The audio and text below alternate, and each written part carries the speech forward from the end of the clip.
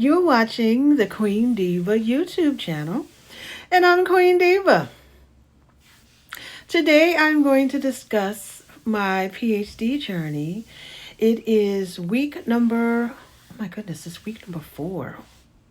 It's just going too fast, and I had planned my idea. Well, yeah, my idea was to post every week different, just different progression steps that I'm going through in my PhD. But life be lifing behind the scenes, and I just forget. And I'm so sorry. For those of you that have been following me, thank you for following me. Those that are new, my name is Queen Diva. I am a musician, entrepreneur, and inspirational influencer.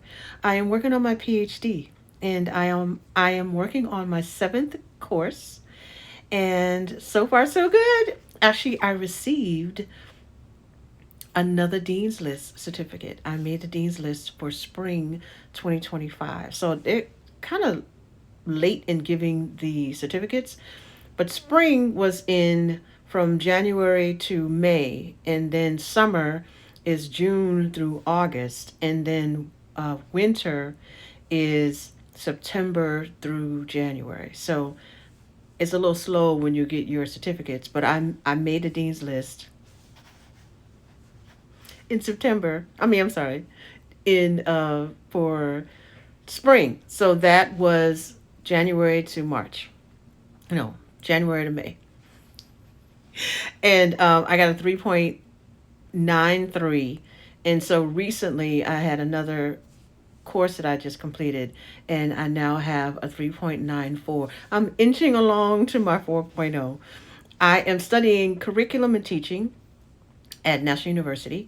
It is based in San Diego, but I am taking the online course, and I am enjoying the ride. I'm absolutely enjoying the ride. I have not taken any education courses prior to this PhD program, but I have been teaching both in public schools and private. I teach voice, and I also do a lot of more so now. I used to teach voice, but I don't really teach voice anymore. I had some students in, I don't know. I'm a stickler when it comes to teaching voice. And if you don't come to my studio warmed up, knowing your music and ready to sing, I have a problem. And that's been the issue with, and I mostly have been teaching adults, and adults, especially adults that sing for a living. I don't know what it is about some of them. They don't take it seriously. And what's really wild is that not only do they sing for a living, but they also teach in classrooms and private voice themselves. But they will come to my studio and not rehearsed, not warmed up, and just want to talk. And I'm like, mm-mm. I'm not a counselor.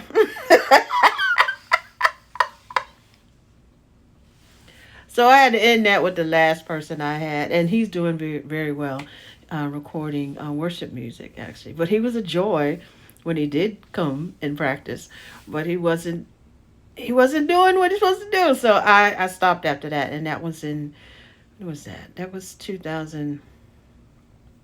I want to say 2018 or 2019, probably 2000, maybe 2017. I haven't done it since, but I can't say that I'll never teach private voice again. It would have to be the right student that really wanted to practice and learn and perfect their craft and really wanted me to teach them, and that they're going to show up ready to sing. Then, I'd be open to it. But what I'm doing now with the curriculum and teaching, I want to build my own school in the future, and I want to be able to teach various, not just me, but have a team of teachers to teach students how to share their divine voice, and whether it's singing, whether it's acting, whether it's film, whether it's designing clothes, designing buildings, or whatever. That's what I want to do. So I'm taking this course and really just absorbing every bit of it, every bit of it. Sometimes I'll be doing too much and giving a whole lot more than is required in the homework, And I had one, my professor that I have now, I had her before, and she's so cool. And she said, it's great that you went the extra mile, but you don't have to. I don't grade extra points. It's like I was definitely team doing too much, and I just got so carried away in learning the material. The class that I'm taking is on assessments. And so basically, it's just teaching you the importance of several types of assessments and just understanding that just what your students are learning. It's just different ways of measuring that your students have learned what you taught them. And I honestly just got carried away with the assignment. The assignment only asked for 5 to 7 pages.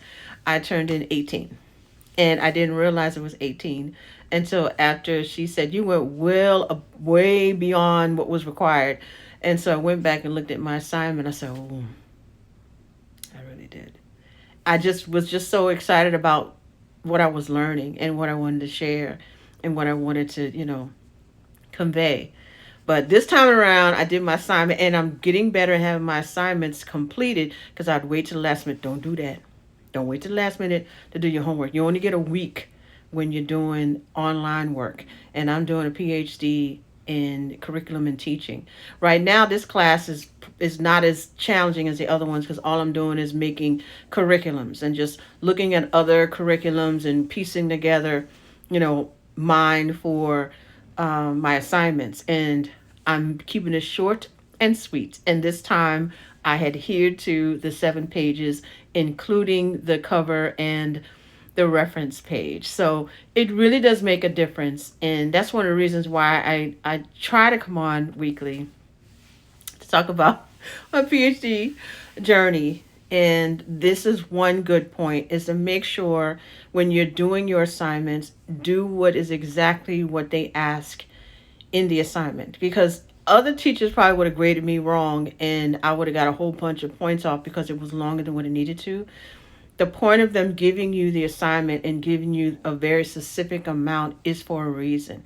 When you apply for a job or when you're at a job, especially if you're writing for a curriculum, that is what the school district is going to ask for. They're not going to ask for all this extra other stuff. They're going to ask for exactly what they asked for. So I learned my lesson. And so this time around, I got my homework done ahead of time and wait till last minute. I did my homework yesterday on Sunday.